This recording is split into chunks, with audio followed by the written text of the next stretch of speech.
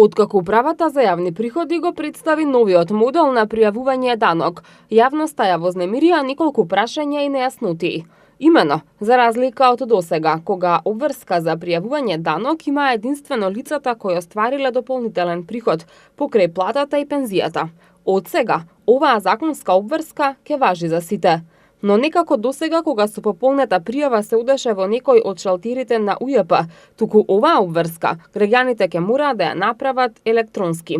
Ваквата новина најмногу ги исплаши повозрасните граѓани кои се недоволно запознати со начинот на електронско пријавување, а покрај тоа и не се во можност да ги користат интернет услугите на мобилните оператори. Со цел да се разјаснат нејаснотиите, денеска директорката на УЈП Сања Лукаревска одговараше на новинарски прашања, меѓу кои нагласи дека намерата на УЈП е да се намалат турканиците на шалтерите и да се олесни процесот на работа. За да им се овозможи и на пензионерите да ја исполнат оваа законска обврска, ќе бидат ангажирани и мобилни канцеларии, кои, како што рече Лукаревска, ќе бидат присутни и во најоддалечените села во Македонија. Ке имаме исто така на располагање и мобилните даночни шалтери, кои што ги стигнат до секое најоддалечено место во нашата држава. Плюс на сето тоа, тука се и нашите даночни службеници, вработените во Управата за јавни приходи, кои што ќе бидат отворени за секаква соработка, секакви прашања и одговори. Нашата интенција не е, ако некој не биде регистриран, веднаш да го казниме.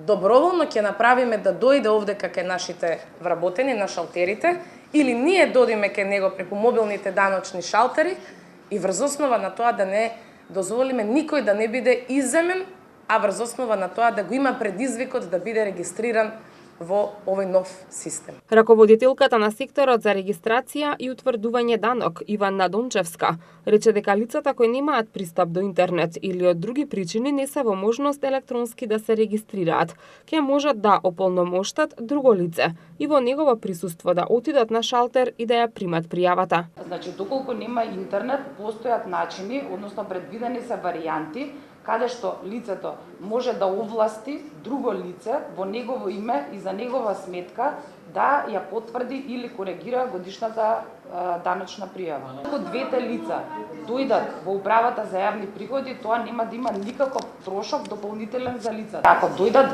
двете лица, значи со своја идентификација во просториите на УЈП или во контакт со службено лице од УЈП, значи самото лице може да утврди волјата на двете странки во постапката. Доколку се двајцата присутни, едниот каже дека, например, татко и син, таткото кажува дека сака синот во негово име да го користи профилот кој што ќе биде креиран на персонален данок, во тој случај целата обврска како ополномоштено лице се пренесува на синот. За тие што нема да ја испочитуваат законската обврска за регистрирање на персонален данок, ќе следуваат парични казни, но директорката на УЈП не сакаше да каже во која висина.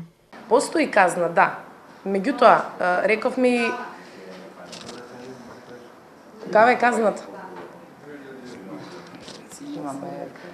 Законот пишува. Да збориме за убави работи, да не зборуваме за казни, ако може.